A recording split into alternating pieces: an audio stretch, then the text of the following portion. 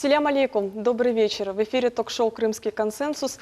Тема нашей передачи сегодня – патриотизм или очередной обман.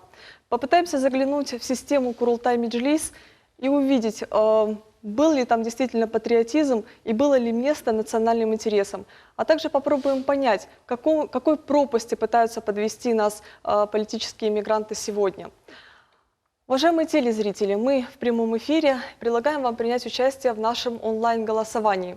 Верите ли вы политикам, сбежавшим на Украину? Два варианта ответа – да, либо нет. У вас также есть возможность дозвониться до нашей студии и задать вопросы нашим экспертам.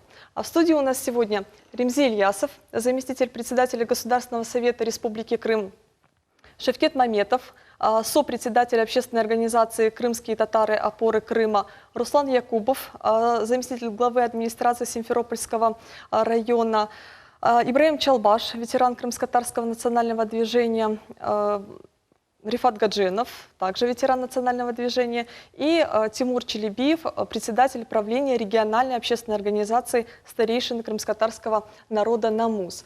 И уже по традиции начинаем наш эфир с нашего сюжета.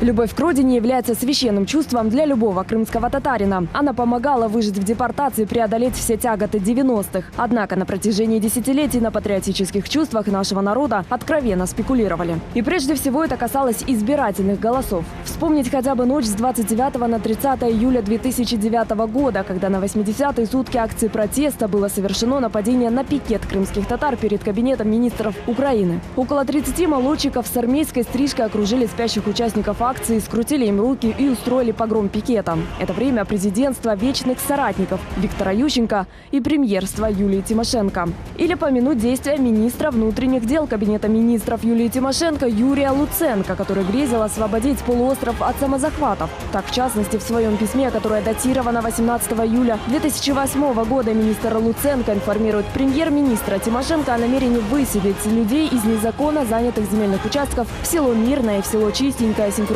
района. И вот, учитывая все это, Джемилев и Чубаров все равно призвали крымских татар в 2010 году голосовать за Юлию Тимошенко.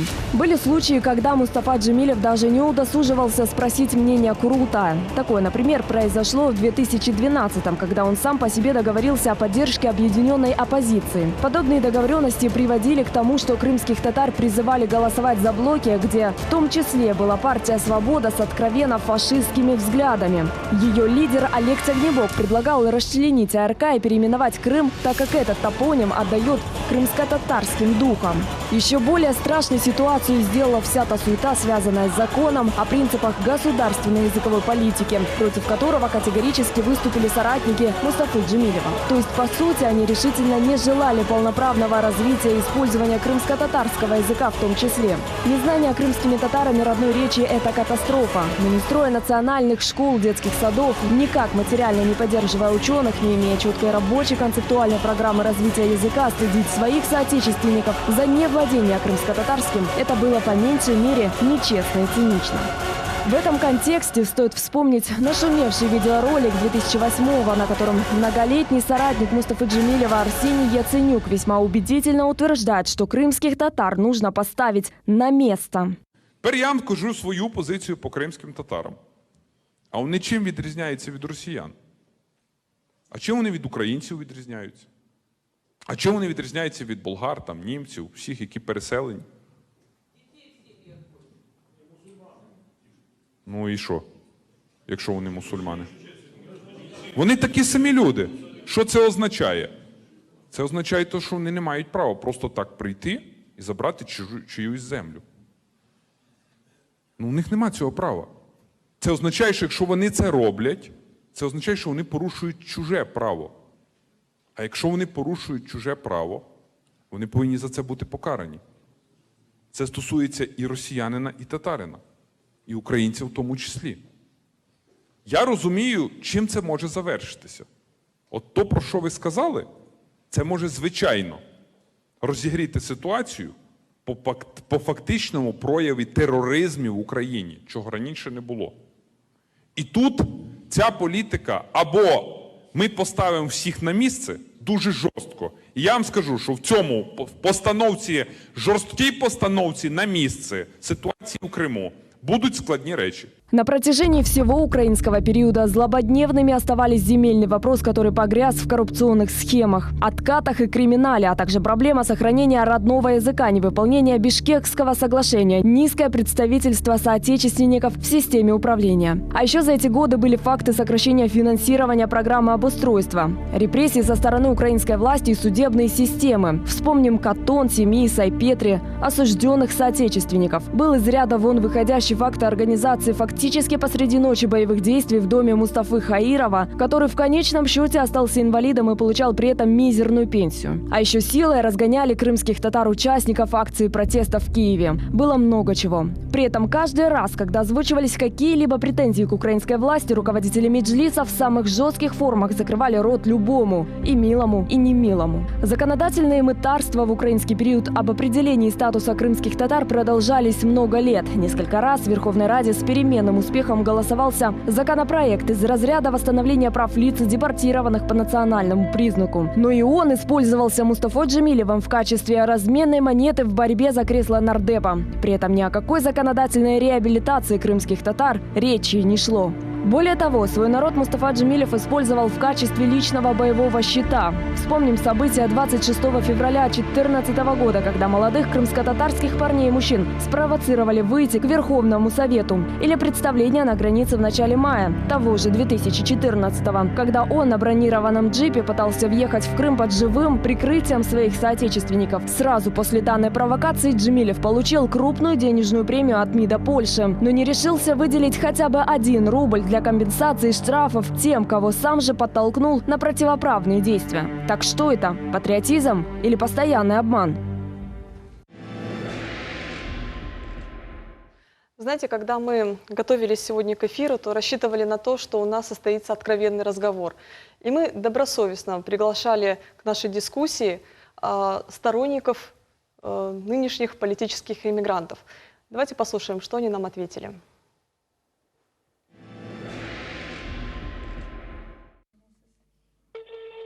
Алло. Алло. Селям алейкум, Ильмиага. Алейкум салям. Ильмиага, это вас беспокоит с телеканала Миллет. Не может быть.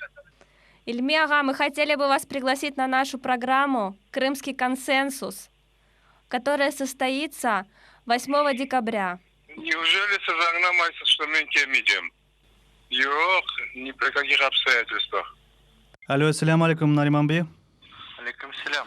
Это вас беспокоит телеканал Миллет. Да, слушаю. Скажите, мы бы хотели бы вас пригласить на наше ток-шоу, называется «Крымский консенсус». Могли бы нам уделить время?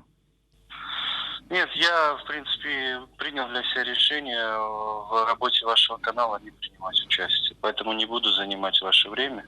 Алло. Алло, ассаляму алейкум, Заирбей. Да-да, алейкум салям. Это беспокоит вас телеканал Миллет. Да-да. Скажите, мы бы хотели пригласить вас на наше ток-шоу, называется «Крымский консенсус». Можно будет уделить нам внимание? Нет, я на вашем телеканале ни на какой передаче не буду принимать участие. Ни за деньги, ни бесплатно.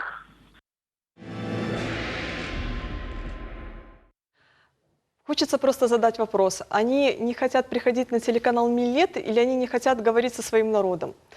Ну да ладно, Ремзи ага. Давайте вернемся все-таки к истории формирования, функционирования, действования системы Курултай-Меджлис. Как вы считаете, это была авторитарная система? Ну, прежде всего, я хочу еще раз отметить, это же откровенный разговор. Да, абсолютно. И я считаю, что и тот журналист, который сейчас показал и озвучил позицию, тоже, видимо, это его позиция, да, будем говорить, что это не общая позиция. А система Курултай-Меджлис, когда она начиналась, это действительно была та система, которая в тот период была необходима. Потому что каким-то образом надо было крымских татар объединять, и необходимо было от имени крымских татар ставить какие-то вопросы. Ну, имеется в виду проблемы, решение проблем крымско-татарского народа.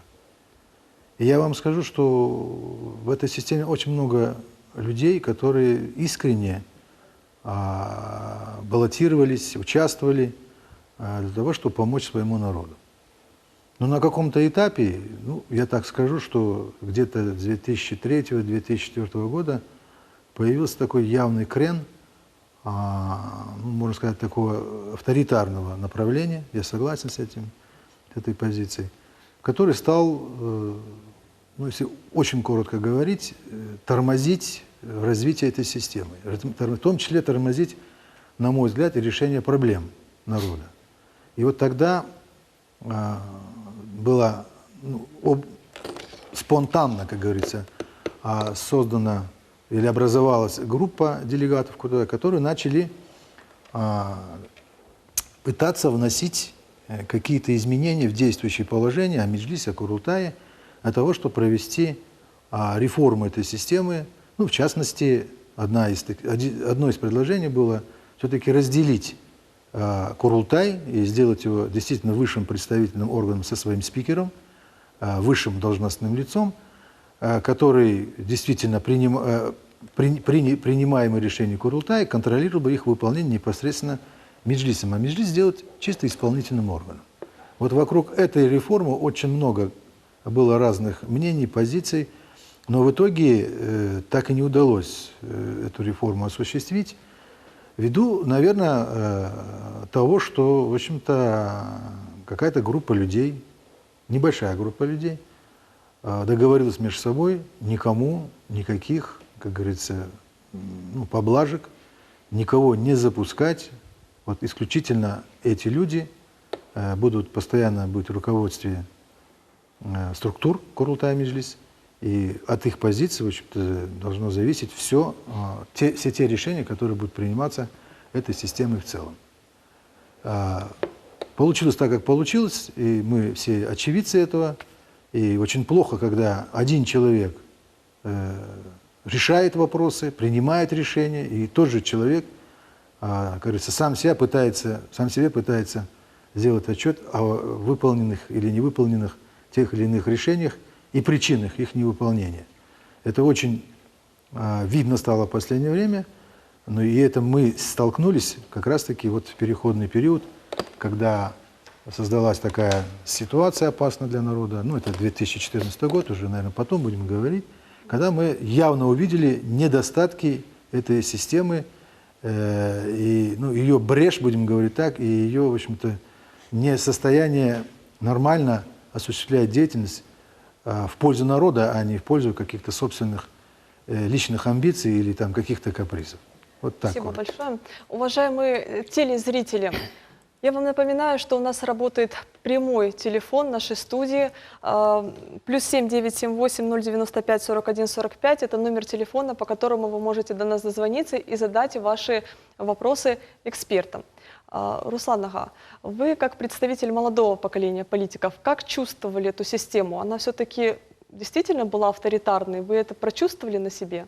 Знаете, на собственном примере могу сказать, что я как молодой человек баллотировался в делегаты Курултая и был избран именно в 2013 году. И самым главным аргументом при принятии этого решения было, первое, это не безразличие к решению проблем собственного народа, и в том числе к решению проблем того региона, где мы все живем, это Крыма. И второе, мне много лет, который активно участвовал в общественной жизни, молодому человеку, было со стороны видно, что есть в этой системе какой-то перекос, и для того, чтобы его поменять, надо туда войти и участвовать в работе системы Курултай. В чем заключались эти перекосы? Если взять анализ вот до 2013 года, то сессии Курултая собирались только от выборов до выборов, и кроме решения вопросов, за какой блок или за какую партию голосовать, в принципе, никаких ключевых решений из жизни народа не принималось, там, в том числе и там, почему государственный язык не государственный, вернее, крымско-татарский язык не государственный и так далее. Мы продолжим беседу с вами. У нас есть телефонный звоночек, давайте не будем нашего слушателя заставлять ждать. Слушаем вас. Алло, слушаем вас. Говорите, пожалуйста. Алейкум селям. Селям алейкум. Алейкум селям, говорите, пожалуйста. Ну, я не знаю, насколько никогда разберетесь. Говорите, говорите. мына бұл шынды көтерілген меселе, бүтін меселе бар бір кітап, инициативниклер. Тап 50-ci yıllardan başlap çalışkan inisiyativnikler bugünkü күнгеде çalışkan soyları çıkardılar. Белая книга деген kitapın. Ana o kitapta her şey var. Ana ışınçık hepsi malumatlar Mustafa için, подполковник КГБ Чубаров için ve ilahi adamlar için, anda mecliste çalışkan adamların için, yapkan hınsızlarlık için her şey ana o kitapta var. Ana o kitabın alsalar, her gün millet kanalda okusalar, bütün halk onu bilir edi. Kim недайын olganını, yapkan şeylerin hakkında her şeyini tarif ете o kitap. Спасибо вам огромное за звонок. Безусловно, знаем об этой книге. Я более чем уверена, у всех есть она в личной библиотеке. Давайте вернемся к нашей дискуссии. Да, я Если вас позволите, прервала. буквально 2 слова я закончу. И вот первая сессия уже нового созыва Курултая показала, когда шел процесс голосования за председателя Меджлиса, как авторитет одного или 2 человек влияет на ход принятия решения. И это ярко шло в прямом эфире, и все крымчане и крымские татары убедились в проблемах и в недемократичном подходе при принятии решения. Конечно, это стало основной проблемой в переходный период в 2014 году, когда должны были приниматься базовые и единственно правильные решения судьбоносные решения для крымско-татарского народа. И несмотря на решение Курултая 29 марта, которое было принято решение поручить Меджлису делегировать людей во власть, уже при принятии решения в августе об участии в выборах Рифат Чубаров и другие продавили вопрос о бойкоте выборов. И мы сегодня, да и каждый житель чувствует о том, что отрицательные моменты этого решения.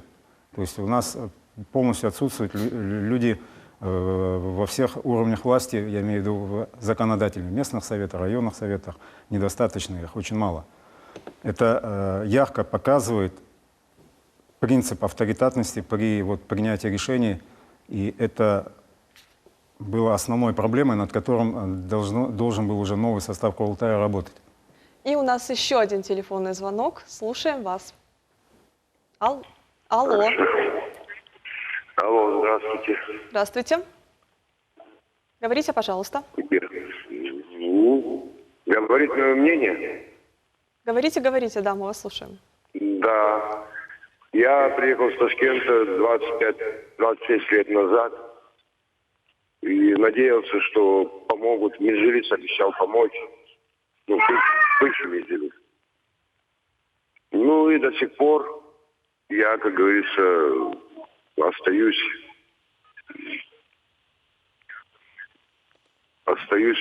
в нищете, можно так уже выразиться. И видел, как они процветают на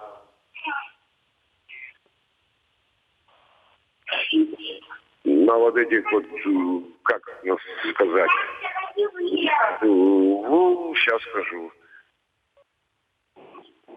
Помощь Турции, помощь того, помощь этого. Деньги уходили на дворцы, на...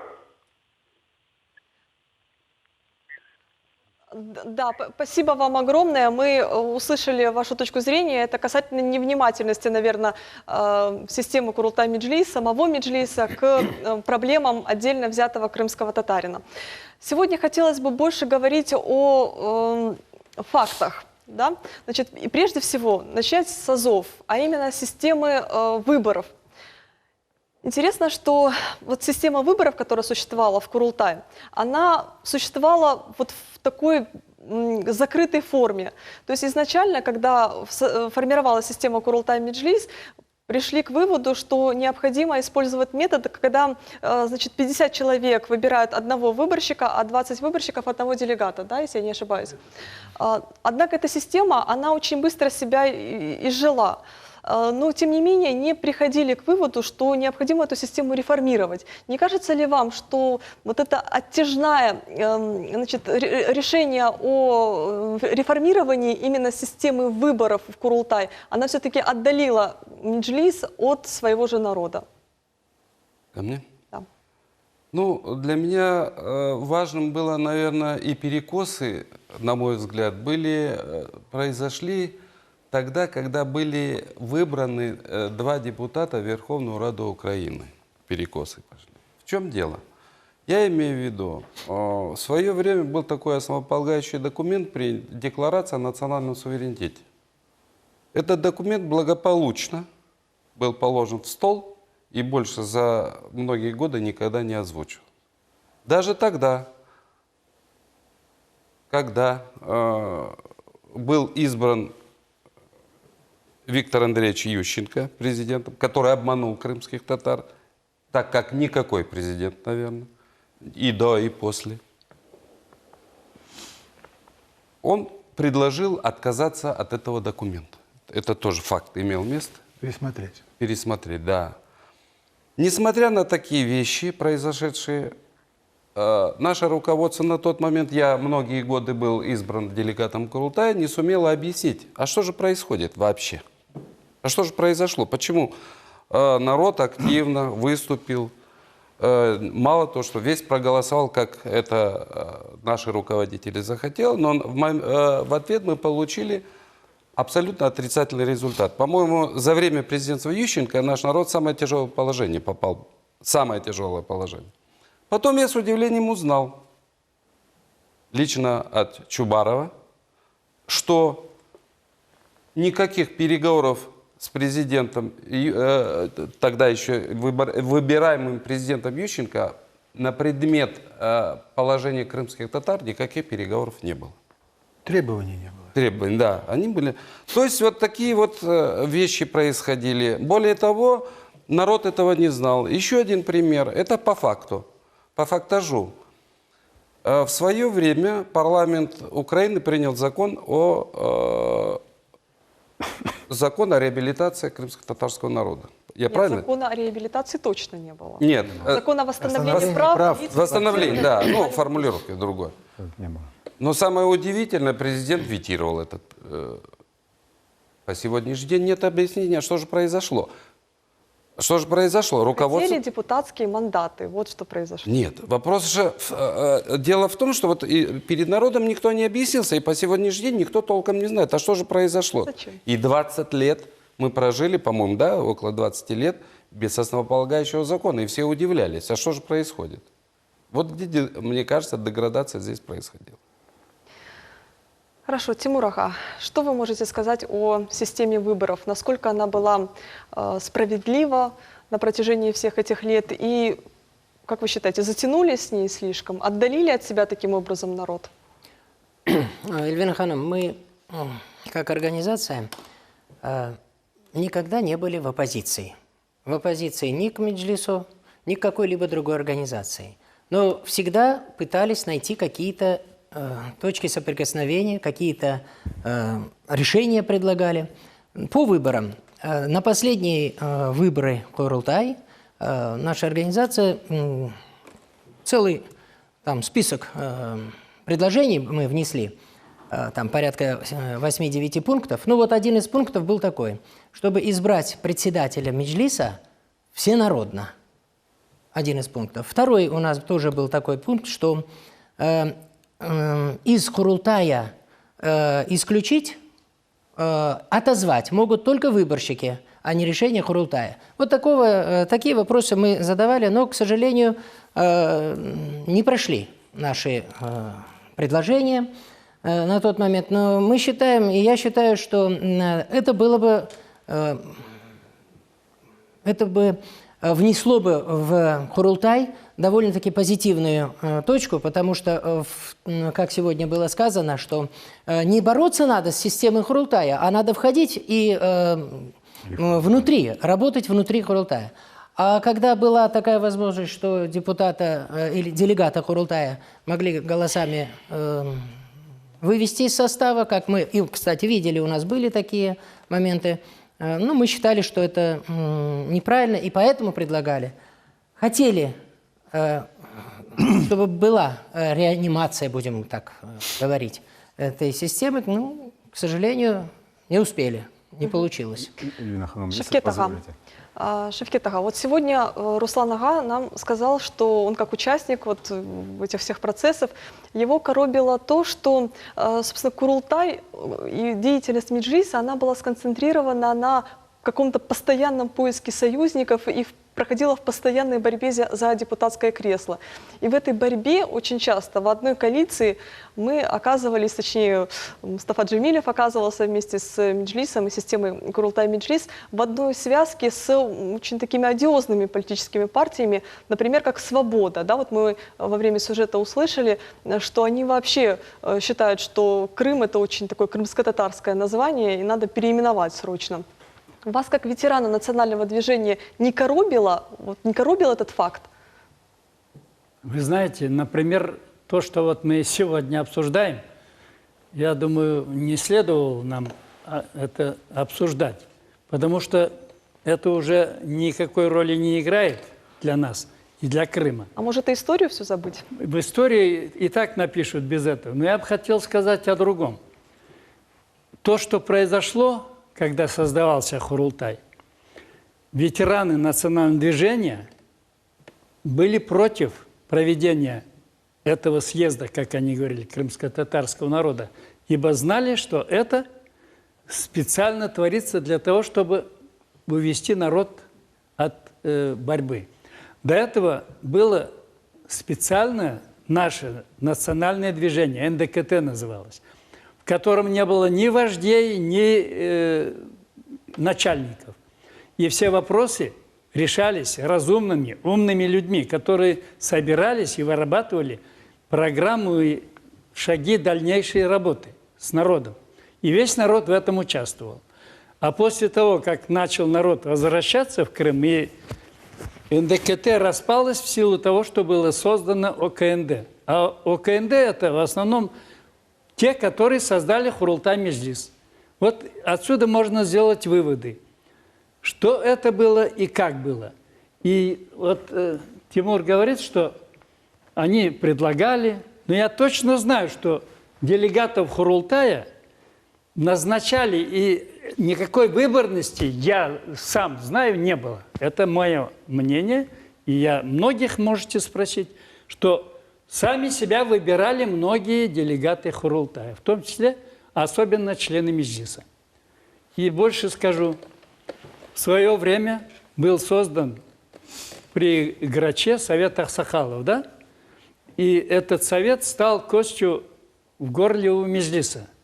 Они срочно потребовали, и Кучма создал тогда совет при президенте. В 1999 году. Из числа крымских татар. Как раз сразу после 60-тысячного митинга 18 мая. Поэтому здесь, вы знаете, если взять за основу то, что народ сам добился того, чтобы приняли основополагающие законы о восстановлении Крымской Республики Советским Союзом, Советом национальности, Верховным Советом СССР, и правительство специально выделяло деньги на обустройство и возвращение, то я не знаю, сейчас мы сегодня здесь будем говорим, вернее, о тех людях, которые когда-то что-то хотели делать, но они ничего нормального не сделали. Возьмите эти самозахваты. Сколько людей строили вот эти скворечники, столько лет ждали, что им дадут землю, никому ничего не давали же. Вплоть до последнего момента, вот когда сейчас правительство Крыма приняло решение, и людям раздали участки. А те, что вот построенные скворечники, это, как говорится, грех для нашего народа получился. Вот мое мнение в этом вопросе так. И в отношении патриотизма. Люди, которые любят свою родину, они ее никогда не покидают. Это значит, должен он находиться на своей родине. Если здесь он будет неправ, ему покажут, подскажут. Если он будет прав, значит, его будут приветствовать. А те, которые где-то там говорят о своем народе и им нет дороги к своему народу. Я считаю, что это- Сау Шевкетага. реплику, а? Сейчас прервемся на небольшую рекламу, скоро вернемся.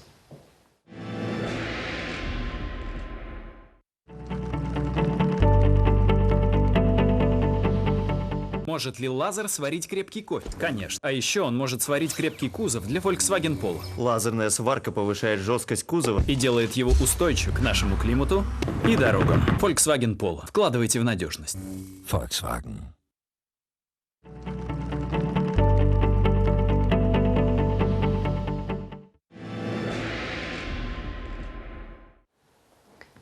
Ребзяга, вы хотели сказать реплику? Я в качестве реплики... Я да. верну, я хочу сказать. Сейчас, подождите. Просто, ну, как бы вас сказать, я же тоже в движении с 88 года. Я бы хотел бы попросить действительно говорить о фактах, которые, ну, как бы налицо явно видны.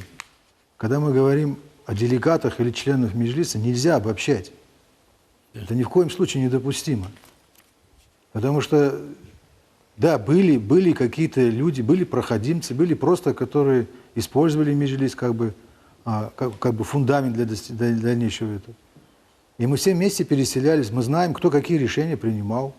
Я, например, считаю, что в то время, 87-х, 88-х, 89-х годов, правильно было решение принято ехать в Крым, захватывать земли. И это решение было принято в ОКНД, это правильное решение. А решение, которое было, предлагалось альтернативно сидеть, ждать и вас принять, это неправильное мы же решение. и не оспариваем эту позицию. Не, ну это Мы реплика. говорим о тех ошибках, которые были совершены в течение Так всех давайте этих о них дней. говорить, конечно. Давайте. Я же предлагаю эти говорить. Дело давно забытых дней. Имдатбанк, да, нашумевший. Вы считаете, что это был национальный банк или нет все-таки? Это был банк, который создали предприниматели для того, чтобы развить предпринимательскую деятельность, чтобы открыть рабочие места. Это чисто банк группы не только крымских татар, кстати, там были и не крымские татары. Это их деятельность чистая была. У меня еще несколько вопросов по Имдату, но сейчас у нас телефонный звонок. Слушаем вас. Алло, слушаем вас. Алло, селям алейкум. Алейкум селям. Селям алейкум. Ваша передача идет на русском языке, поэтому я вопрос буду задавать на русском языке. Скажите, пожалуйста, вот вы уже на протяжении какого-то времени, минут 15, как идет передача, все жуете то, что было 20 лет назад. На протяжении этих 2 лет последних наши руководители, представители так называемые сегодняшние нашего крымско-татарского народа, что сделали для народа? Вы можете отчитаться хотя бы в прямом эфире? Спасибо вам большое за звонок. Дело в том, что мы не так давно выходим в эфире. Я вас уверяю, что у нас будут отдельные эфиры, посвященные тем результатам, которые были достигнуты и за этот год, и за последние 2,5 года. Мы к этому вопросу вернемся и не раз. Что касается Имдатбанка, так почему его так упорно много лет называли национальным? Потому что там большинство было крымских татар, по всей видимости. Только в этом дело. Не потому, что так было удобнее отмывать деньги через Имдатбанк. Государственные деньги, которые шли на финансирование обустройства крымских такой татар. цели никто не ставил. Причем это единственный банк, который все долги вернул физическим лицам. Вот как я знаю. Я там потом ушел, я не был там уже в составе этого банка. А это обыкновенные механизмы попытки решения проблем, в том числе проблем и в целом каких-то связанных. Да. Тут зачем это? Это совсем другие вещи. Ну, это один из таких явных признаков провальной политики Меджлиса, да, когда был создан банк, собственно, абсолютно неэффективная структура, цели своей не Меджлис его не создавал, зачем вы говорите? А кто стоял за... Ну, был учредителем одна из структур Меджлиса. Какая?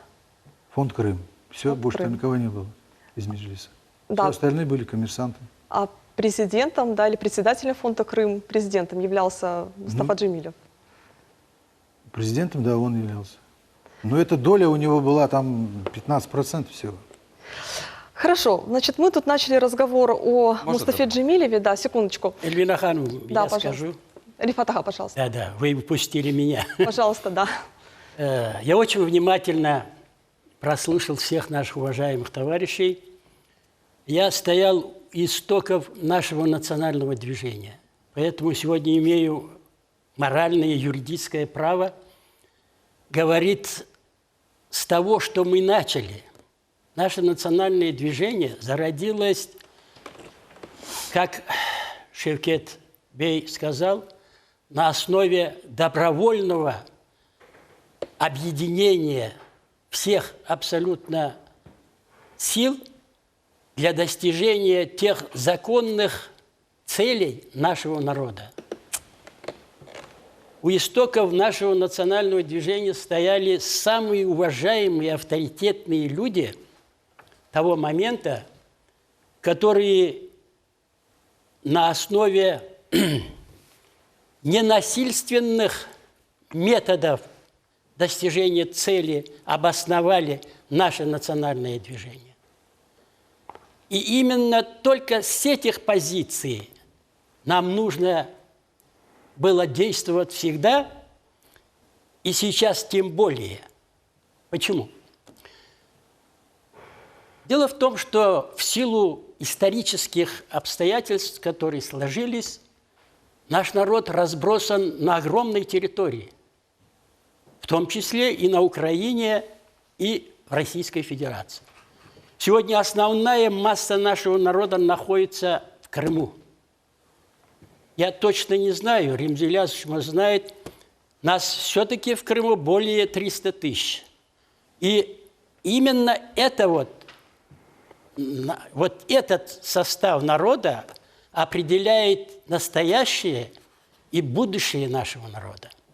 И только лишь здесь, находясь в Крыму, на нашей исторической родине, основываясь на законы Российской Федерации, уважая только эти законы, на основе этих законов мы можем достичь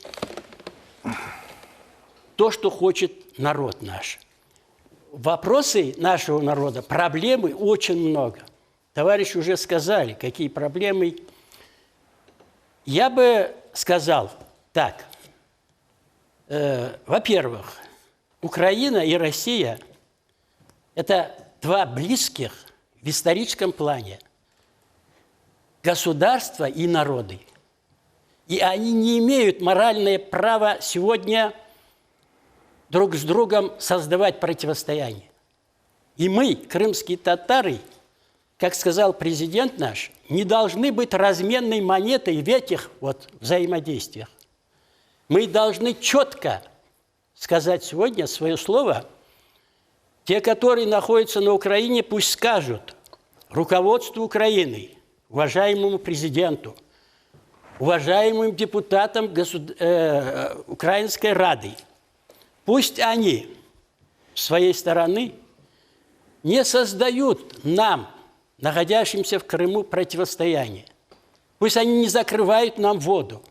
Пусть они не закрывают нам железную дорогу, которая была создана вместе со всеми. Пусть они не делают те насильственные действия, которые вот в последнее время проявились. С другой стороны, я бы очень хотел, чтобы руководство наше тоже вместе с руководством Украины смогли договориться о прекращении всяких противостояний друг с другом, так как Украина и Россия – это два близких друг другу государства. Они не имеют права друг с другом создавать те противостояния, которые, к сожалению, сегодня и мы, крымские татары, в этом направлении должны проявить инициативу и обратиться к руководству и Украины, и Российской Федерации нашей с просьбой: встретьтесь, пожалуйста, договоритесь и решите все проблемы, которые сегодня существуют. Рифат ага, çok sağ olunuz. Ремзиби, вы меня так немножко отдернули с Имдатбанком. Я все-таки хотела бы вернуться к этому вопросу. Раскройте, пожалуйста, эпизод, связанный с противостоянием большинства в Меджлисе с, собственно, председателем Мустафой Джемилевым по поводу вывода счетов УКСа собственно, с самого банка. Чего вдруг? Это вот, наверное, один из первых был случаев, когда такое противостояние, да, наметилось большинства в Меджлисе с председателем. В чем там дело-то было? Я не знаю, какое большинство вы имеете в виду, но была группа людей, которые, может быть, преследовала свои цели, чтобы счета были открыты в другом банке. Может быть, какие-то у них были свои, как говорится, или заподозрили заморочки. Коррупционные схемы, да? А тут, вы понимаете, мы сейчас говорим, а в то время ситуация совсем другая была. Там коммерческие банки, они существовали, они действовали, и счета открывались в тех банках, где, значит, принимал решение тот или иной орган государственный. Поэтому здесь сейчас говорить, почему в том банке или почему не в том. Если говорить по национальному признаку, там, ну, наверное, это сейчас неуместно говорить. Там много банков было, много банки разорились, много они должны были людям, предприятиям. Тогда система такая была. 90-е годы это вообще бандитские годы, гиперинфляция. Там такое все вот происходило. Поэтому сейчас с этого времени судить очень тяжело дать такую оценку. А там противостояние, ну, например, председателем Меджлиса должен быть Ленур Ага Арифов. Потому что он образованный человек, а не Мустафа Джемилев, ну, как бы называли его совсем нехоробрыми словами. И вот это происходила борьба. Может быть, это. Тогда я был молодой член Меджлиса, честно говоря, не очень разбирался в этой, как говорится, можно сказать, ну, суете. В то время так и было. Поэтому я опять-таки говорю, люди в Меджлисе разные. Есть люди, которые искренне работали и хотели оказать, ну, все возможное, на что он, как говорится, может, помощь. Другие люди по-другому приходили. Создана комиссия, которая занималась расследованием значит, хищений Имдатбанка. И они пришли к выводу, что факты хищений были. Не хищения, а невозврата. Невозврата, либо нецелевого использования. Значит, некоторые эксперты говорят именно о хищении. Ну зачем? Это люди, которые вот участвовали непосредственно в этом процессе. Можно я отвечу на этот вопрос? Пожалуйста. Не представляется, что вы ищете в темную комнату черную кошку. Я хочу разобраться. Я хочу разобраться. Нет, я хочу разобраться. Думаю, что для того, чтобы разбираться в этом вопросе, надо понимать, как функционирует банк. Президент этот вопрос не решает, во-первых, выдачу или невыдачу кредитов. Банки, как обычно, рушатся из-за того, что невозвратные кредиты бывают. Вот невозвратные кредиты. Я немного касался этого вопроса, я понимаю, как функционирует банк, и могу вам точно сказать. Это никакого политического решения там не существовало, просто непрофессиональное отношение людей, которые управляли банком. Вот и все. И некоторых учредителей, которые выдали кредиты, и в обратно не вышло. Там ничего больше не произошло. То, что вы сейчас говорите, пытаетесь найти, это в свое время Леонид Иванович Грач поднимал этот вопрос постоянно, и на этом спекулировали некоторые политики. Поэтому тут ничего абсолютно не существует. Хорошо. Чистая экономика. Хорошо, спасибо большое. Вернемся к деятельности Мустафы Джемилева в качестве депутата. Вот тут уже неоднократно говорилось, что главная его цель и задача было завоевание депутатского кресла, выбор в, собственно, Верховную Раду. Завершу свой вопрос после нашего звонка. Алло. Слушаем вас, говорите, пожалуйста. Алло, селям алейкум. Алейкум селям.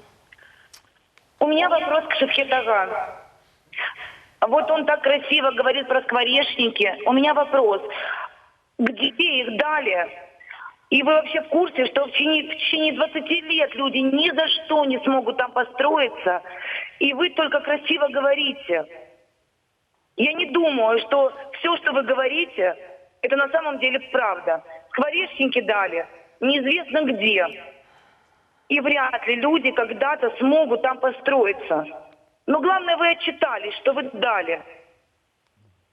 Ну, Шевкет Ага, по-моему, точно никому ничего не давал. Вы меня не так поняли. Я имел в виду то, что людям показывали занять участок и говорили, что этот участок он получит. И они в надежде на это строили эти скворечники. Никому никогда этот участок не дали и до сих пор не дают, те участки, где они их заняли. Теперь я к Рифату. Говоришь, Украина и Россия должны договориться. Безусловно. Безусловно. А Крым как будет фигурировать в этом вопросе? Вы не сказали, мой дорогой? Из-за Крыма вся эта идет тяжба сейчас. Крым будет украинским или российским? Вот Он уже российский. Крым будет общим. Общим не может Нет он быть. никаких споров. Так, теперь скажу такую вещь, извините.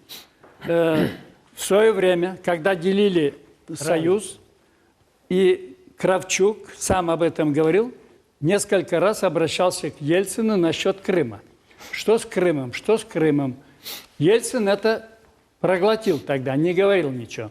А когда он уже не работал и приехал в Крым отдыхать, где-то опять вопрос затронули, он так возмутился и сказал, если бы я тогда провел бы ногтем черту от Харькова до Измаила, все бы отошло к России. Так что Крым украинским не был и не может быть. Поэтому я разве говорил, что пока Крым украинский? они не смогут вы договориться. Вот неправильно вопрос в этом. поняли. Послушайте, Я говорю о послушайте, мы- договоренностях Рифат Ага. между лидерами государств. Зачем вы говорите? Рифат Ага, мне бы хотелось вернуть нашу дискуссию к нашей теме. Патриотизм либо очередное предательство. Что касается вот деятельности, вот давайте разберемся. Это был патриотизм или это было предательство?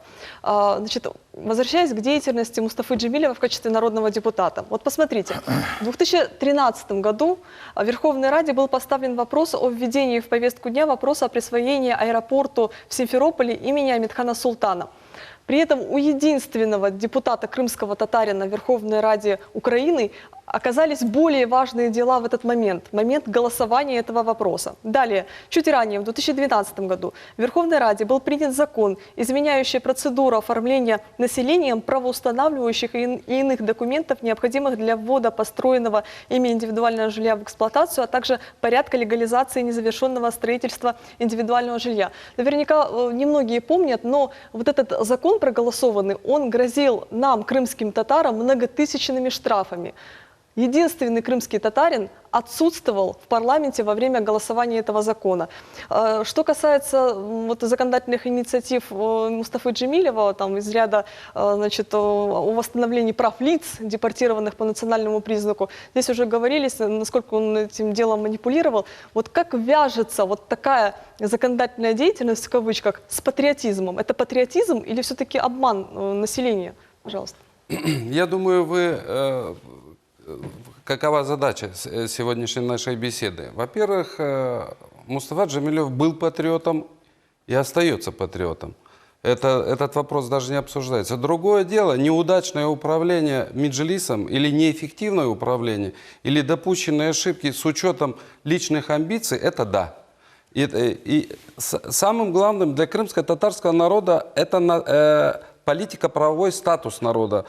А за время Украины мы ничего не добились. И, к сожалению, неэффективное управление структурой, оно и привело к неудачным принятиям решений. И когда в ответственный момент в 2014 году произошло то, что произошло,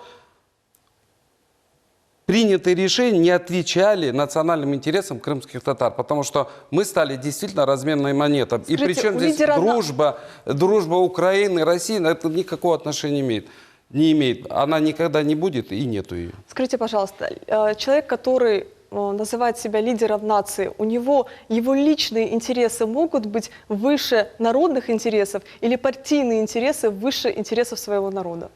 Безусловно, нет. Как раз таки я вот здесь с вами могу согласиться. В 2014 году личное, эго сыграло большую роль, чем национальный интерес. На тот момент было понятно, ситуация сложилась так, как сложилась. Надо было идти навстречу с президентом Российской Федерации и договариваться о судьбе собственного народа. Здесь я абсолютно согласен. А сегодняшнее, то, что произошло, и поделился народ в своих мнениях, симпатиях, антипатиях, это не в последнюю очередь неправильно принятым решением. Можно я скажу причину? Да, пожалуйста. Я думаю, здесь причина в том, что не были решены, в том числе и те вопросы, и неучастие там, это в гордыне, потому как я несколько раз говорил Мустафа Ага и Рифату, говорю, вы там, в Киеве, ну зайдите к президенту, вы же очень близки к нему, и хотя бы одну проблему в год решите. Мы здесь в Крыму сами разберемся, проведем все культурные мероприятия, мы способны сами это сделать. Но здесь я зачастую слышал такой ответ, что ну как же, он же меня не приглашает. Я говорю, вопрос, когда стоит о решении проблем народа, надо идти самому. А вы к какому президенту его отправляли? Ющенко и Януковича, к обоим. На тот момент. А он и с Януковичем был в нормальных отношениях. То есть я, что я имею в виду, 4 года Ющенко правил. 4 проблемы, если решили бы мы, да, по году, уже было бы такой проблем. Вот гордыня, она вот как раз-таки была вот причиной. У второго депутата, ну, какие-то капризы были, я даже не понимал. Но он очень относился к своим, ну, как он оратор хороший, и вот этим он кичевал постоянно, и вот все это подменялось. Я знаю, одно из заседаний Курултаев проходило именно вот по этому вопросу взаимоотношения Надыра Бекирова и Рифата Чубара. Тогда все было высказано, все это было наружу, все делегаты услышали. Но в данной ситуации Чубаров это как бы к Мустафе Джемилеву придаток, если грубо я сказал, извиняюсь, там в основном Мустафа Ага мог бы заходить спокойно, решать проблемы. Это что касается его деятельности. То есть деятельность как депутата Верховной Рады Украины не складывается там что-то говорить или тому доказывать, а складывается в том, чтобы он мог договариваться между политическими силами в решении наших проблем. Вот это. И тогда ситуация была, ну как бы сказать, нормальная в нашу сторону. И я помню, как Ющенко сказал, что я первый указ или первый закон, который я подпишу, это будет закон о восстановлении прав крымско-татарского народа. Откровенный обман. А получилось так. А когда я сказал, а что же вы на одной из встреч не сделали то, что вы обещали, он сказал, ваши лидеры мне об этом не говорили. Вот просто вот такая вот логика получилась, понимаете, да? Поэтому здесь, в этой ситуации, скорее всего, неспособность договориться по тем или иным вопросам, я сказал бы так, фундаментальным, принципиальным вопросом, касающимся проблем крымско-татарского. Тот же закон, который говорил о том, что самозахват будет там до 5 лет, по-моему, да, вот этот проведенный. Казалось бы, что? А кто самозахват? Естественно, мы. Все это валилось на крымских татар. Так я что хочу сказать. И в том числе Роман Бессмертный, и в том числе Удовенко, и в том числе Тарасюк, все руховцы, они говорили все то же самое, о чем говорили вот те люди, которые озвучивали. Да, давайте напомним нашим телезрителям, что существовала доктрина Бессмертного, да, из лагеря вечных союзников, который на государственном уровне декларировал необходимость ассимиляции крымских татар. И он потом стал ближайшим соратником президента Ющенко, за которого так ратовали и так боролись крымские татары при поддержке, собственно, вот в стимуле председателя Меджлиса, лидеров Меджлиса. Ну, знаете что, это все вещи политические, да, это интересно политикам, интересно экспертам, но наши люди, обычные крымские татары, их больше всего злит именно хозяйственная составляющая. Вот эта бесхозяйственность, которая многие-многие годы значит, была в среде нашего народа, накопившиеся нерешенные вопросы, они больше раздражают и злят крымских татар, чем какие-то политические вопросы. У нас есть эпизод, такой очень примерный, очень яркий. Давайте посмотрим, о чем идет речь.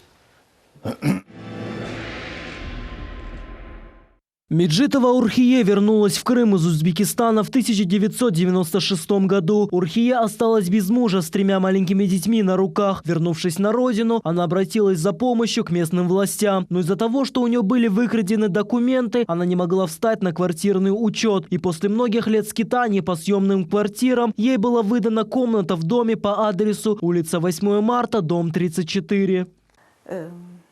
Приехали из Узбекистана в 1996 году с 3 детьми. Семья потери кормильца у меня уже 26 лет. Дети были маленькие, беспомощные, я с ними одна была всегда. Как приехали на родину, ну, мы так и не обустроились толком. Должны были выкупить дом, в дальнейшем оплачивать и, значит, выкупить этот дом. Ну, так получилось неоднократные кражи имущества, документов, и у нас пошло все на переполох, то как-то... И без документов я 7 лет была, и не могли дети получать по потере кормильца 14 лет отцовскую пенсию. Мы мотались по квартирам, самооплатами. В этот дом, как я попала, вот по этому адресу, 8 марта 34, значит, неоднократное наше скитание по квартирам привело к тому, нам уже не с чем было оплачивать. И вот 20 лет мы были по квартирам, скитались, мучились очень. Однако в 2014 году женщину пытались выжать из ее комнаты и отключили газ и воду. Отопительная система в доме при морозах была полностью разрушена. Урхие осталась 1 на 1 с этой проблемой. В морозы, без отопления и воды. Находимся в этом доме аварийном. Очень тяжело было. Нам тяжело всю зиму, несколько зимы, и у нас не было отопления, не было воды, не было газа, все было перекрыто. И 26 градусов мороза в этом доме было, я одна здесь выживала. Вот я вспомнила, это был Резабей, Реза. Он дал указание в письменном виде, чтобы перекрыли газ. И... В общем, все тут, я на зиму осталась без ничего. Только вода была. Но в одно время, когда перекрыли газ, батарейки были, видимо, не освобождены, там это самое, система была полная, и прорвалась там, значит, отключали все быстро и сказали, вам надо отсюда выселиться. Я говорю, почему? Ну, так надо, говорит, вы вот побыли, пожили, но сейчас вам надо вот выселиться. Я говорю, а куда мне выселиться? Это ваши проблемы. Я говорю, как мне? Это мои проблемы. А разве это не ваши проблемы? Должны были мне выкупить моей семье дом. Но почему-то, говорю, мне бумаги на руку дали, вот сейчас ищем дом. Женщина обратилась за помощью в приемную к Руслану Исмаиловичу Бальбеку. В течение короткого времени в доме были проведены ремонтные работы, подключен газ и восстановлено отопление. Урхие ждет на зимние каникулы своих детей, чтобы семья наконец-то собралась вместе. Вот буквально недавно, по неоднократным моим обращениям в команду Руслана Исмаиловича, где действительно на приемах слушали людей, я это видела, людей слушали, народ слушали и слышали, о чем народ говорит. Они очень внимательно это все слышали, в каком состоянии, в каком обстановке находимся. И приходили, посмотрели вот это все обстоятельства, видели, что тут невозможно жить, холод, ни воды, ни газа. И буквально вот после этого приема Руслан Исмаилович дал такое указание открыть газ зимой, мороз, как женщина будет жить. Женщина надеется, что получит долгожданное жилье и соберет всю семью под одной крышей. Я очень надеюсь и очень прошу. 20 лет мы с семьей потери кормильца, уже дети повзрослели, ничего у нас совершенно нету. Надеюсь, и нам и как-то положенные участки что-то выделят. Надеюсь на эту квартиру получить. Надеюсь, вот что-то, какую-то крышу нам, чтобы помогли. Мы как-то заслуживаем вот этого всего. Уже 20 лет скитаться, у меня уже здоровья нету. Я детей своих, можно сказать, разбросали в разные места. И собрать семью я не могу. Потому что нет у нас своей собственной крыши, нет у нас своего тепла. Надеюсь, вот здесь мы как-то немножечко с семьей соберемся, пока что-то решится конкретно жильем. Знаете, хотелось бы привести еще один просто ярчайший пример такого нехозяйственного отношения к имуществу, к деньгам, к народным, между прочим. Дело в том, что в конце 90-х по инициативе видного деятеля эмиграции крымско-татарской Ахмета Ихсана Карымлы, который являлся еще также известным врачом, было решено построить детскую больницу здесь, у нас, в Крыму. Фонд «Крым», он перечислил сумму, на которую было куплено здание. Однако очень быстро выяснилось, что это здание ни инфраструктурно, ни хозяйственно совершенно не подходит для этих целей. Там были проведены какие-то работы, но все равно даже после них это здание невозможно было эксплуатировать в качестве медицинского учреждения. Далее, более того, Ахмед Ихсан Кырымлы отправил сюда, в Крым, в качестве благотворительной помощи очень дорогостоящее и редкостное на тот период времени значит, оборудование. Вот вы можете видеть сейчас нашу подборку. Более того, в это время в Крым поступило оборудование, а именно первый томограф в Крыму. Но дело в том, что это здание вместе с этим оборудованием простаивает по сей день. Ни одного дня ни это здание, ни это оборудование не прослужило в интересах крымско-татарского народа. Давайте послушаем комментарий на этот счет нашего эксперта. Вот это здание, как мы видим. Вы в курсе? Не все в курсе. Больница, которая строилась в прошлом веке, в 90-х годах, она была, в принципе, готова к 99-му году для ввода в эксплуатацию, но не могли ввести из-за веских причин в санитарных нормах.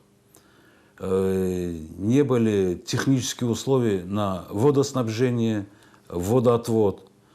Так как это больница, там нельзя было строить выгребные ямы, так как рядом протекает речка Салгир, там должны были вода Крыма, сейчас вода Крыма, Горводоканал выдать технические условия, но этим делом не занимались. Поэтому объект не был введен. Внутренняя начинка объекта по оценкам на 99 год это были передовые технологии оборудования европейского качества. Но, к сожалению, прошло 17 лет, за 17 лет здание уже простояло без эксплуатации, поэтому и оборудование в условиях зимы, лета пришло пригодно или непригодно в данный момент. Я не могу оценить, и это могут оценить только специалисты и по оборудованию, которое есть там, и по самому зданию. Проставив 17 лет, сейчас обязательно нужно провести техническую экспертизу здания, что понесет очень большие затраты. И безхозяйственно здесь можно сказать, да, изначально, когда строилось методом «Ура». Построить здание, но ввести его в эксплуатацию и передать не смогли. Для того, чтобы передать этот объект в эксплуатации, должны были передать Министерству здравоохранения Крыма, для того, чтобы он функционировал и был доступен для всех. Ремзиага, я приведу еще один пример, очень яркий. Крым спецагрострой-2. Это первый трест, который был создан здесь на территории Крыма наряду с гражданстроем. Да? Он был создан, собственно, финансировался еще из союзного бюджета. В этом предприятии, в этом тресте работало, на секундочку, 1500 крымских татар, очень высокой квалификации. Там было оборудование, там была тяжелая техника в том числе. Но очень быстро этот трест развалился, собственно, все было растаскано, имущество частью было передано в качестве погашения налогов. Но вот неужели нельзя было как-то по-хозяйски к этому отнестись, и вот чтобы, может быть, переориентировать, перепрофилировать эту структуру, чтобы сохранить это все, а не потерять? Надо было спросить вот у него, который давал оценку. Я, в принципе, шучу, конечно. Откуда он знает? Что касается больницы, я считаю, там строительство велось хозспособом. Это можно назвать грубейшей ошибкой. Если бы люди, которые ответственны за это, действительно по соответствии с установленным порядком начали бы строительство этой больницы, они бы довели до конца, и она была бы сдана в эксплуатацию. Аналогично я вам могу сказать, что это отношение как раз-таки в то время властей к проблемам крымских татар. Что касается треста Крымспецагрострой-2, я, откровенно говоря, там не работал. А в чем там было, какие причины были и почему так? Я, наверное, согласен с вами. Наверное, так и надо было сделать. Но по большому счету там надо садиться разбираться, в чем дело. Мы говорим, денег не давали. Видимо, может быть, это тоже причина была. Какие-то другие какие-то проблемы, ну, наверное, они были. Наверное, было и какое-то самодурство тех или иных управляющих, начальников ПМК и так далее. Там, наверное, все имело место, но и в то же время не сама среда или сама экономика, которая в то время была на территории Украины, ну, в частности, на территории автономной республики Крым в то время, тоже она показывала или она способствовала вот такому отношению, ну, как говорится, собственности. Все пытались, по всей видимости, вы не договариваете, что-то приватизировать, да, что-то прихватить, где-то какое-то движимое, недвижимое. Вот это, наверное, имело место. Я здесь согласен. Несерьезно отнеслись к этому, и здесь, в общем-то, есть проблемы и в самой главной структуре Госкомнадзора, сейчас называется Госкомнадзор, тогда это Рескомнадзор назывался, что он вот так неэффективно все-таки осуществлял управленческую деятельность. Тимур ага, когда Рифату Чубарову говорили: стройте дороги, занимайтесь инфраструктурой, стройте школы, детские сады и так далее, стройте канализацию, проводите водопровод, занимайтесь инфраструктурой, он всегда на это отвечал: Меджлис — это политическая структура, мы занимаемся только политикой. Чего они в политике достигли, раз они все это время занимались только политикой, а не инфраструктурой? Ну, вы знаете, наверное, нельзя так говорить, что, например, Меджлис должен заниматься дорогами. Это понятно, что Меджлис не может заниматься. Другое дело, что есть местные меджлисы, которые живут в местах компактного проживания, находятся, и которые должны бы инициировать этот вопрос. И, наверное, и инициировался этот вопрос. Но, наверное, здесь нельзя так однобоко говорить, потому что мы прекрасно помним финансирование программы обустройства и возвращения нашего народа, особенно последние вот 2 президентских срока 2 Викторов, будем говорить, в пределах 3 миллионов в год, там в пределах 5 миллионов. И это понятно, что ни о каких дорогах и инфра какой-то структуре быть там даже вестись не может. Но другое дело, вот вы задали вопрос, что занимается чем. Близ, мен более дередім. Башта бір пеген медім, бұл сатқынлық деген бір сөз бүгін бұл передачаның ады. Бұл сатқын деген сөз біздің миллетімізге пек терс келе, пек қиыш келе. Үшін десеңіз 44 сенесі сатқын деп біздерін бұндан шығардылар. Біздің миллетіміздің. Бұл да бізге шынды қалды. Үшін бүгін бізге 2 кере тесірлі ете бұл сөз. Оны тикаран башқа жасына қолданмақ керек. Екінші мәселеден мен бөле демек істер едім. Бөле бір теклif. Еркезге. Ремзи бей болсын, Рефат бей болсын, ақшам ятқанда төшекке ястығынан лаф еткенде бір сувал берсін. Мен бүгін халқыма не яптым? Тек Ремзик бейге дүгілді, тек Рефат бейге дүгілді. Маға да базарда картоп сатқан семетдешімізге де. Еркезге бұл сувал. Екінші да үшінші бір меселе бар, білесім. Эльвина ханым, бүгін ассимиляция деген бір сөз кечті. Бақыңыз, бұл кетішатмен бәрабер білеміз, не қадар бір қач яшлар кетелер мұндан терк етіп Өзбекстанымыздың. Я олардың көзлерінде тұрмайым Мұса Мамут. Өзінің яққан адам себебі оны Қырымдан атмақ істеділер, шығармақ істеділер. Ама жоқ деді, мен өлерім, мұнда өлерім. Бүгін мұндан кеткен инсанларға мен рижам бар. Қайтып кесінлер мұнда. Нүшін десеңіз, Фидан өз топырағында яқшы балабан бүйік терек олып өсе. Анда қалмаға, анда яшамаға бекім алданған инсанлар бар. Бекім бегенмеділер, үкіметлер келіп кете. Халық қала. Үшін бұл ақында мен diyeceğim teklifim. Bir dene vetanımız var. Ne kadar çok bundan insan kesse o kadar bizge yaramay olacak. O kadar bizge tesirli olacak. Herkes bunda kayıtıp kesin. Hem de millet için yapmağa мен бұл мәселені яптым деп инсан десе, ама айтматсын, мен yolun bozdum ya da terekin buçtum, öyle ters kıyın olsun anda deyip öyle laflar olmasın da olsun fayda, milletke fayda etilsin deyip. Onun için insanlar istemeyim onların adını aytmağa satkın degen hakkımız yoktur demege. İnsan ozu düşüne nasıl ozunu alıp barmak gerek. Bu konuda gerek bir kichkene bir milletimiz. Doğru aytты Rifat ağa, iki devlet ular bir-birinden til tapacaklar. Bizler halk olarak kalmak gerekmiz o'z vatanımızda. Ибраим ага, вас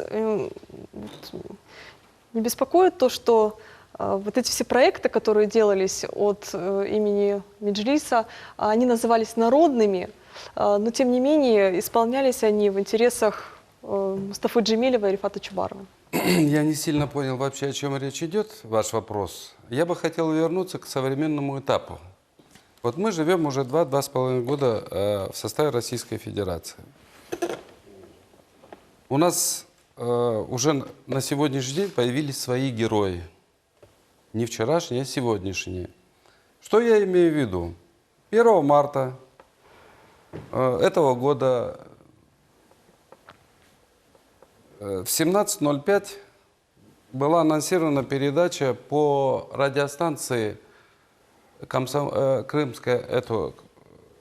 «Комсомольская правда». Радиостанция анонсирована была передача «Национальный вопрос». В составе эксперта, журналиста и политтехнолога с «Комсомольской правды» или главного редактора. И обсуждался вопрос о крымских татарах. В телефонном режиме с Крыма вышел на связь Неметулаев Ситумер, руководитель, не просто обыватель, а руководитель общественной организации.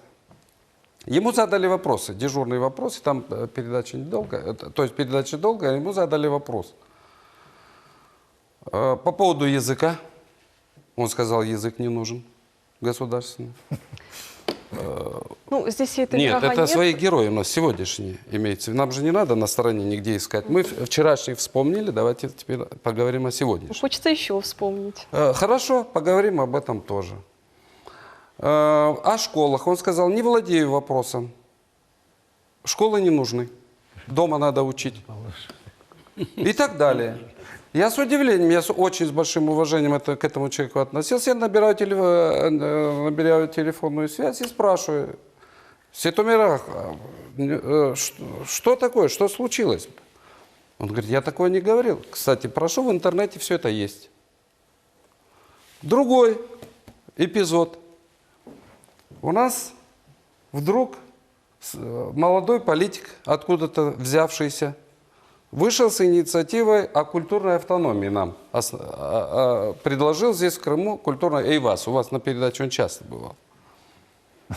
Я обратился вот Ребзи, я говорю, Ребзи, что творится? Кто стал инициатором такого подхода к вопросу? Это просто катастрофа. Да, мы и вчерашний день не надо. Вот мы сегодня героев имеем своих. Да, давайте вернемся к героям, которые невероятно обозначили себя, опять-таки, не так давно. Мне кажется, что президентство Ющенко должно было нас всех вообще вот немножко приземлить, да, вот в этом отношении. Да, отношении революции там, и так далее. Но кажется, что все-таки опыт ничему не учит некоторых людей. Есть такое. Почему-то в конце 13-14 годов было принято решение опять крымских татар ввести вот в эту авантюру, в эту революционную волну, которая поднималась в Киеве. Знаете, прежде всего, конечно, хочется вспомнить события 26 февраля, когда наши лидеры собрали молодых ребят, наших молодых мужчин и привели к Верховному Совету, тогда еще автономной республики Крым, и привели фактически к конфликту. Они же не могли не понимать, чем это все может закончиться. Кстати говоря, по свидетельствам некоторых очевидцев, Рифат Чубаров тогда был в бронежилете. То есть он привел молодых ребят туда, к Верховному Совету, практически понимая, чем это все может завершиться, а сам себя обезопасил таким способом. Сейчас их близкие соратники, друзья говорят, что они не до конца понимали ситуацию, то есть не до конца осознали то, что, собственно, происходит. Они, по сути, говорили, что были наивными людьми. Вот скажите, пожалуйста, Руслан Ага, насколько коррелирует, соотносится патриотизм с невозможностью адекватно оценивать ситуацию и рисковать жизнями представителей своего народа?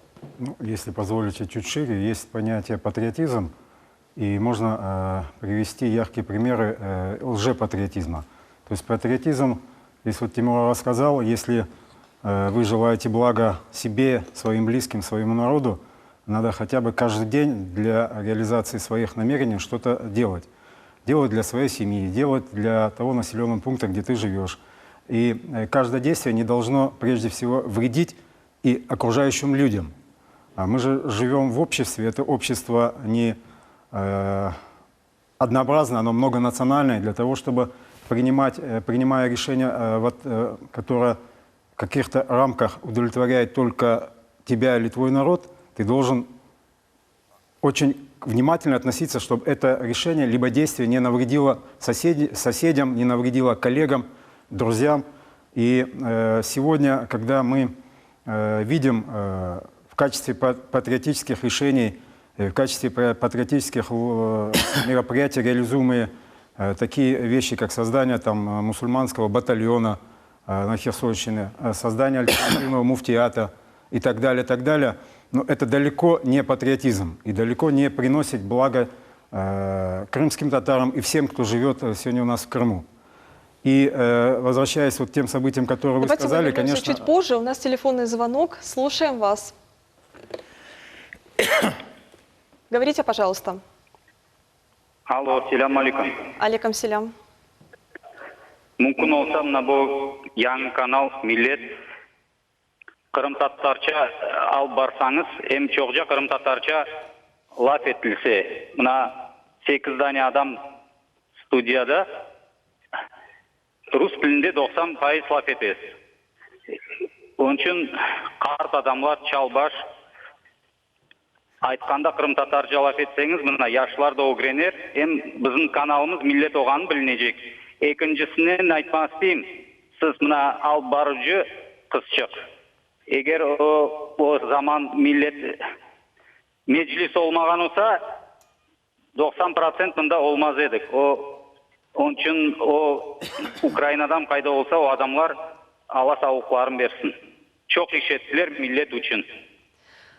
Да, абсолютно согласна с тем, что нам нужно развивать крымско-татарский язык, больше на нем говорить. Здесь вы абсолютно правы. Что касается второго вашего блока, вы знаете, я бы не преувеличивала роль Меджлиса в этом аспекте. Что значит не было бы нас здесь, если бы не было Меджлиса?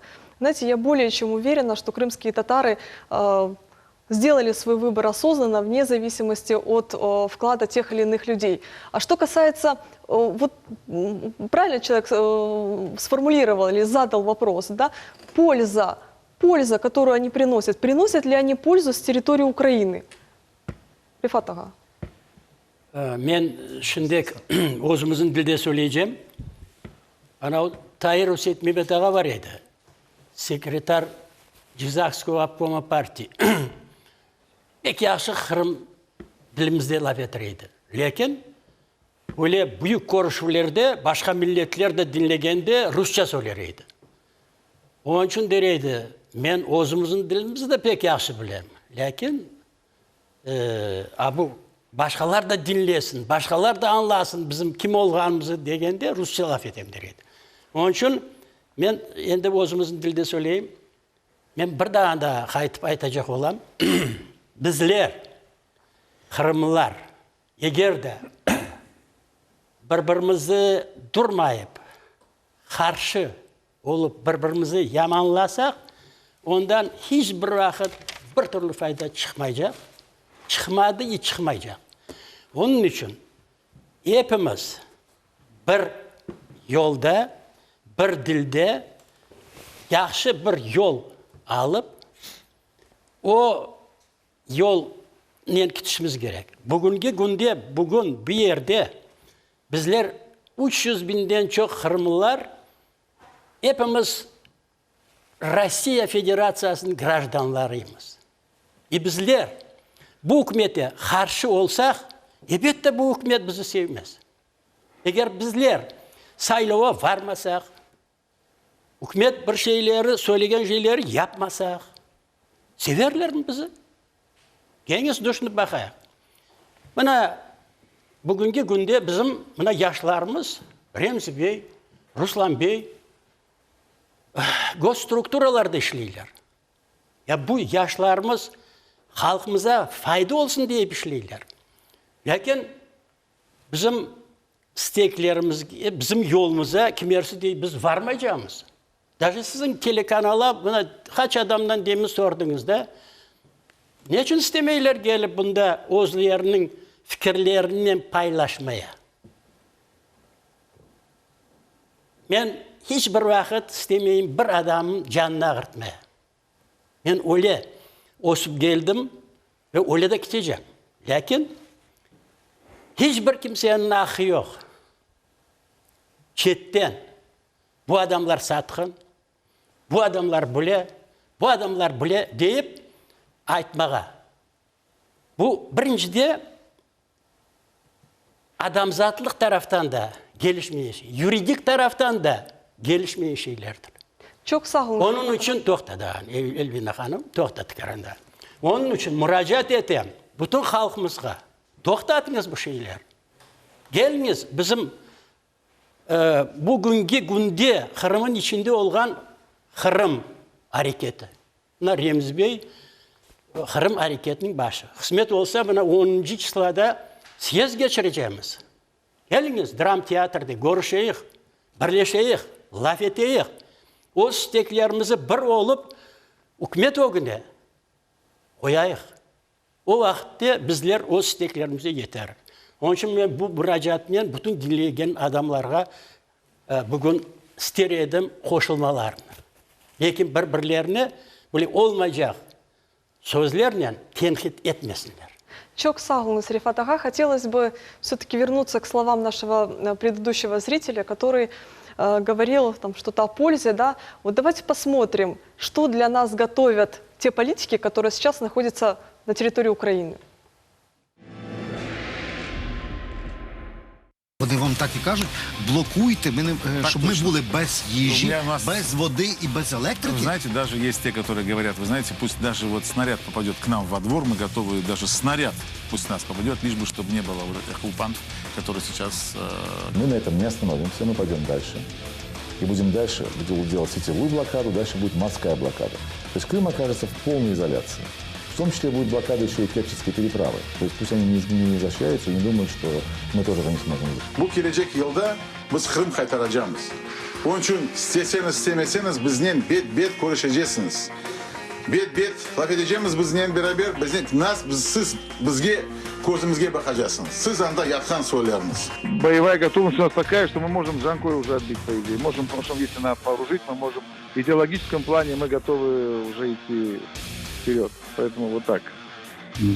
То есть, да, у нас здесь богато хлопцев, кто был в АТО, и те, которые как крымские татары, наши родные мусульмане, просто мы в идеологическом плане очень, очень серьезно настроены. Для нас это освободительный джихад, вы многие из вас об этом знаете.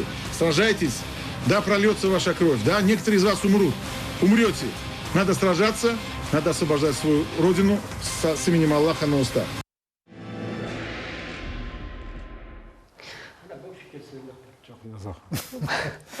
Ну что, Ремзи ага, пользу приносят, Ремзи ага, наши украинские эмигранты?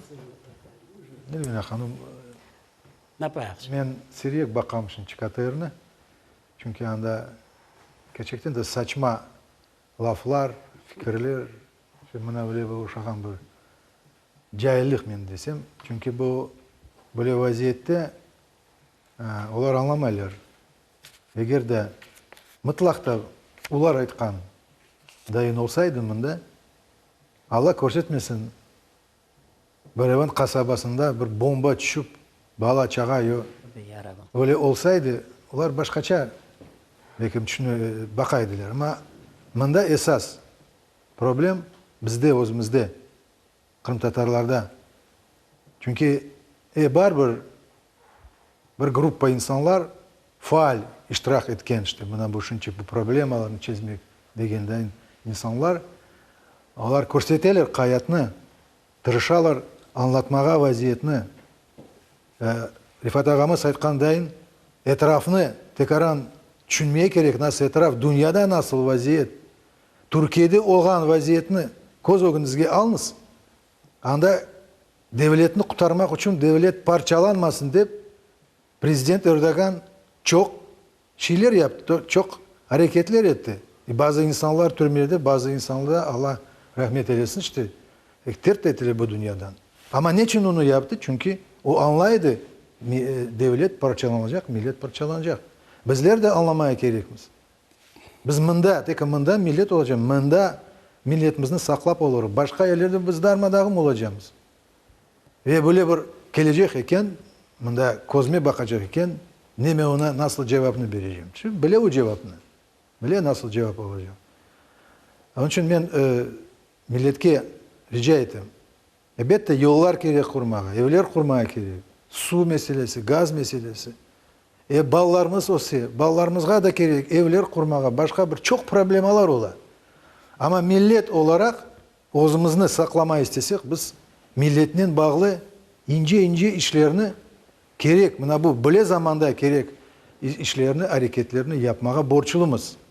Onların arasında medeniyet, til, urf, adet, din, duhovnu degendeyin, bunu böyle tercüme etmeye. Onu biz saklamazsak, özümüzü celp etmesek, bitti geleceğimiz yaramı olacak. Onlar anlamalılar, eğer de cenk başlasa Kırım'da ne olacak milletke? Ya Erdoğan prezident ne etti? Siz düşününüz. Anda Ukrayna, manda Rusya, manda deniz ne olacağını düşününüz milletinin. Eğer de böyle şeyler aytkanda amelge geçirmeye siz bağışlanın işte. Bu böyle bir fikrim, o kadar. Bir sözüm var. Çok sağ olun. К сожалению, у нас завершается время. Хотелось бы отметить буквально невероятную активность наших телезрителей сегодня. На наш вопрос откликнулось огромное количество людей. Да, ответили 278 человек. Нет, мы не доверяем политикам, которые сбежали на территорию Украины. 1689, да, если я не ошибаюсь.